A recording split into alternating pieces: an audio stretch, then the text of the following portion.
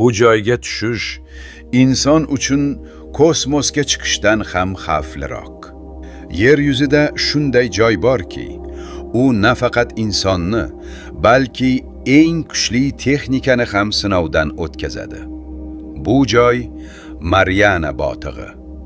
Yer yuzidagi eng chuqur nuqta va inson uchun dahshatli o'lim zonasi. Mariana botig'ining chuqurligi taxminan 11 kilometr. Bu shuni anglatadiki, agar Everest tog'ini bu yerga qo'ysak, uning cho'qqisi ham suv yuziga chiqib keta olmaydi.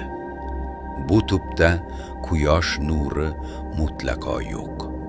Harorat atigi 1 dan 2 ga qadar daraja va eng dahshatlisi bosim. Bu yerda bosim shunchalik yuqoriki, go'yo inson tanasi ustiga 1000 ta mashina qo'yilgandek.